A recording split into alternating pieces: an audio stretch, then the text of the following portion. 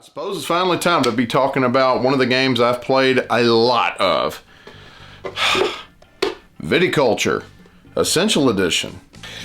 Oh, and as an extra added bonus, I'm going to be talking about the expansion Tuscany.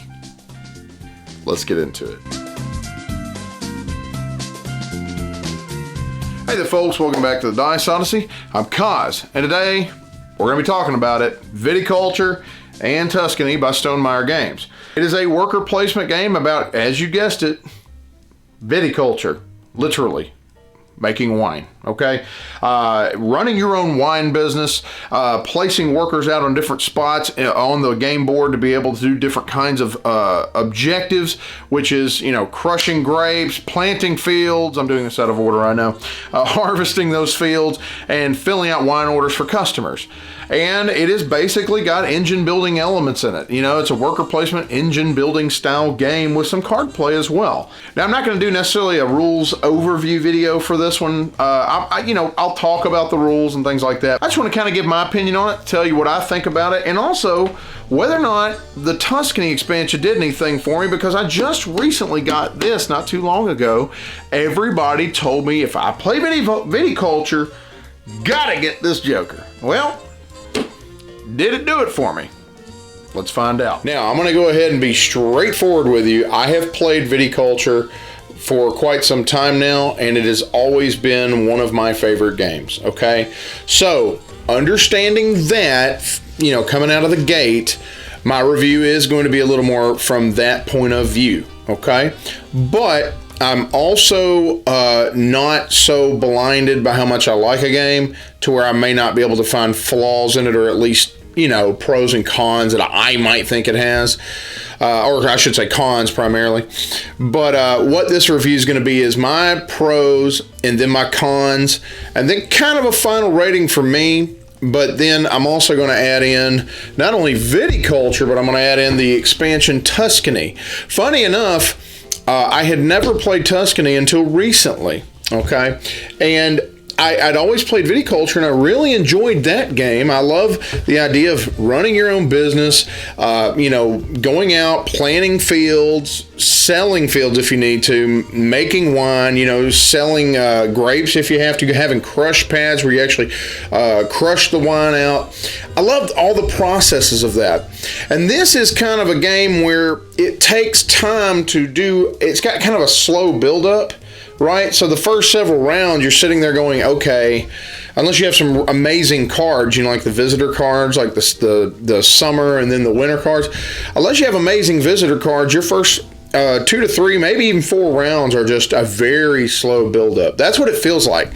From, drawing vine cards, planting, giving tours to gain money, especially if you have a tasting room, which gives you more, victory points.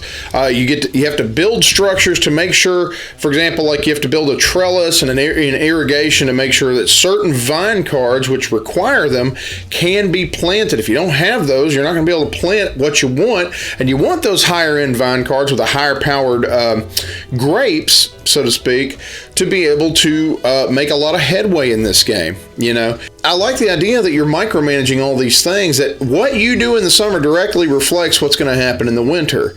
And it's very thematic in that respect, because basically when you're doing all these things in the summer, you are preparing for the harvest in winter. And by the way, you might not necessarily get everything you want in those first couple of winters. You know what I mean? You may not. You may not be able to do a harvest yet. You may have to build up your business, your winemaking business.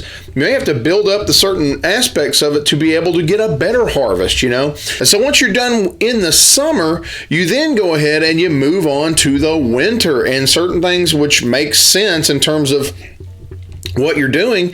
For example, you're harvesting fields, and you can make up to, a couple different kinds of wines, and you can also fill wine orders. You've got those customer cards, those wine order cards that are coming in. They're saying, hey, I want sparkling, I want blush, I want the Merlots and the white wines and things of that nature.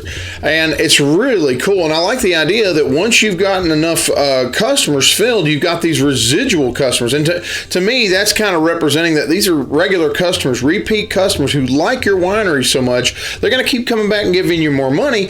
So over time, you've got that engine being built to where it's automatically generating income every round. You know what I mean? Or every year, I should say. And so that's one of my favorite parts of the entire game. And one of the other favorite parts of the entire game is where the grapes in your crush pad or the wines in your cellar, they automatically age and they become more valuable, just like in real life when a wine has its peaks and it ages and it gets more flavorful and more valuable over time. You have to really strategically think, am I going to keep working in the summer to do as much as I can there, or am I going to pass and somebody else is trying to get in there to harvest fields, and if all the harvesting spots are taken up, I may not be able to get in there this time. But I'll tell you this, the one cool thing about that is that grande worker, the extra large worker that you have that is going to be able to sit there and help you jump on somebody else's spot. Say all the places are full.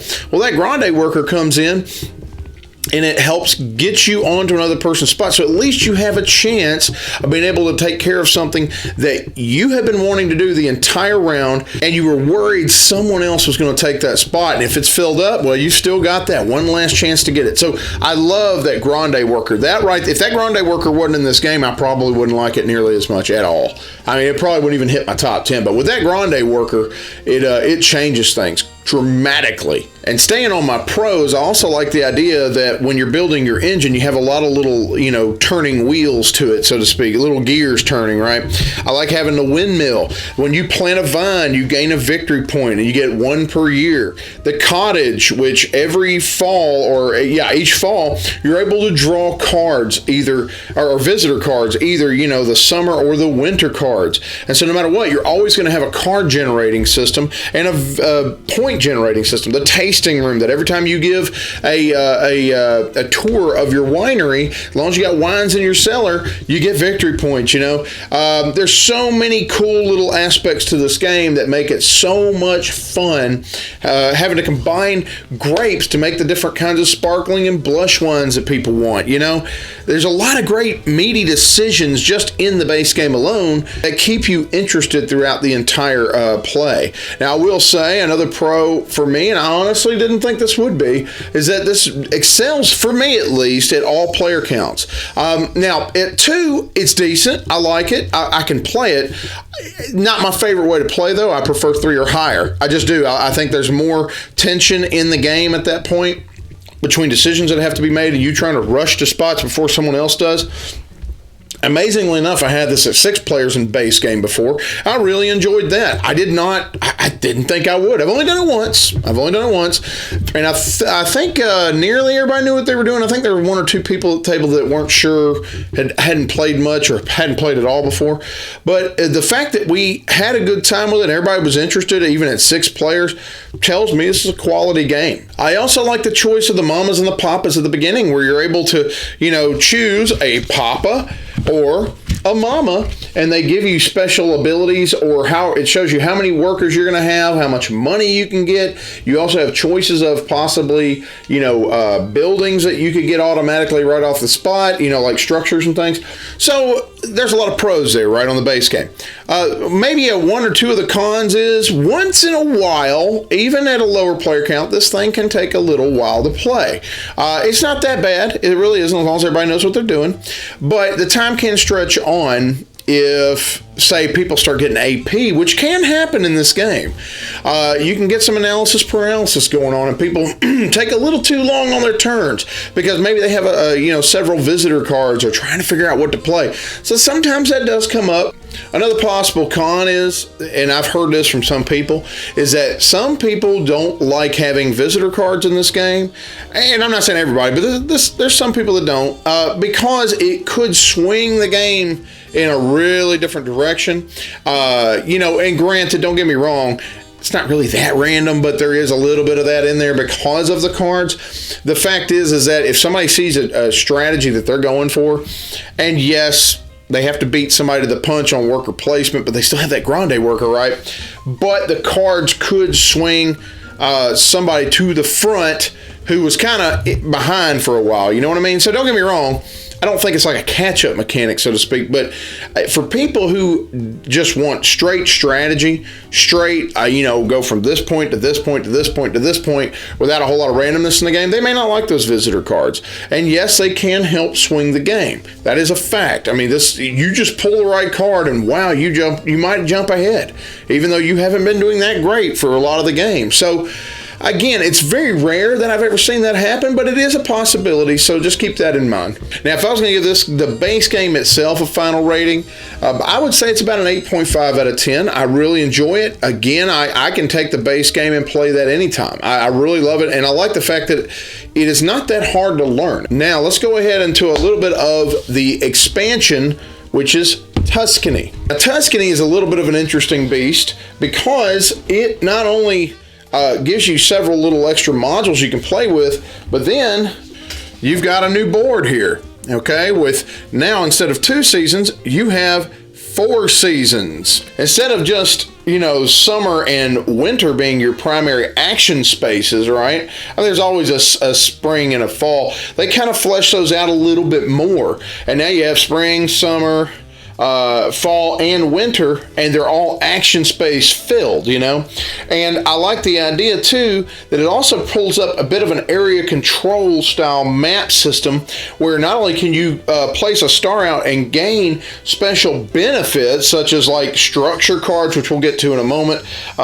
You can get wine order cards, money, all sorts of fun little things that you can add into what you already have. But also, if you have enough of your stars on a space than someone else, well, you're going to get in-game bonus points. And also now in the expansion, the wake-up system's a lot different. It's still similar in some respects, but now every single season you may possibly get a benefit just from passing into the next season. I also like the idea that some of the spaces get repeated. So for example, if you miss, one space in the spring, like build a structure, you might be able to build a structure again in the fall. I'm not just tied down to that and I have to wait another round to do what I want. I might be able to do it one more time if I can get to it quicker than somebody else. So again, some cool little aspects to that, having 4 seasons instead of 2. I also like the fact that you have a new card system which gives you structures of a different type. For example, you get Harvest Machine here. When you harvest a field, you may harvest all of your fields instead. So some of these are going to be passive abilities that are just ongoing. Or for example, you gain the Banquet Hall. You gain the benefit of placing a star even when you move a star on that map. Or for example, you have the Workshop. Building a structure costs you 1 coin less from now on. Again, ongoing abilities like the Fountain. You gain a coin whenever an opponent gives a vineyard tour. So no matter what, even if somebody else is doing something, this card allows you to benefit off of it. You know what I mean? So I love that. And also now another module that's in here is a special certified worker.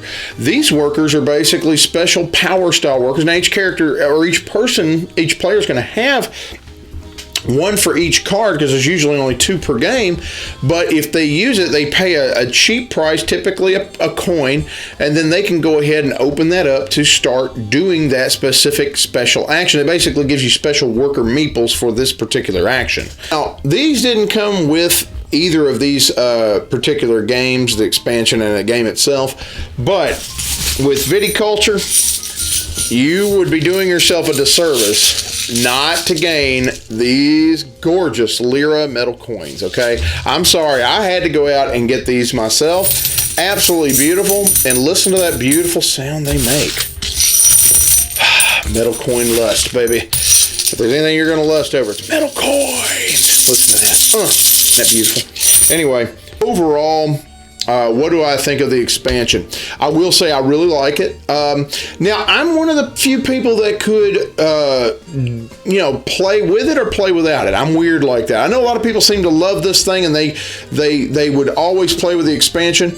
I am not necessarily one of those. I could take it or leave it. Now, it doesn't mean take it or leave it in the sense that, it's not a worthwhile expansion. I think it's great. I love the new board. I love all the extra, the area control. I love all the extra things that you do in it.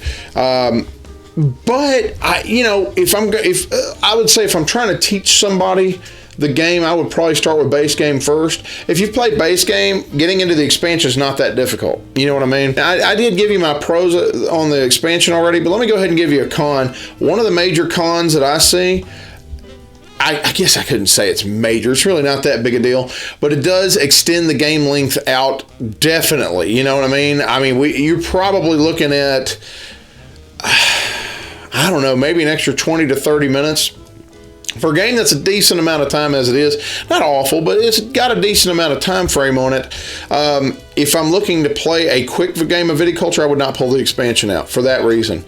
It does take longer. Not a horrible amount longer, but it's enough to be noticeable. Now, is expansion one I want to play with as much as I can? Absolutely. But it's not extraordinary in terms of how much better it is, but I do like it quite a bit. So anyway, that's the review on Viticulture plus Tuscany Expansion. What about you? What do you think of this game? Do you think the Viticulture base game is good on its own, or does it require the expansion for you to play it? You know, I've heard that from some people. They will not play without the expansion. You know, so I don't know. I'm not one of them necessarily yet. Maybe that could change, but I do find the expansion compelling. I think that it adds just enough, including the new board and everything, to warrant the purchase. But again, that's going to be dependent upon you and your play style, because this adds a bit more to work with and to keep up with as well. Tell me what you think down in the comments. Thank you so much for watching Dice Odyssey today. I'm Kaz. You have a blessed day, and game away.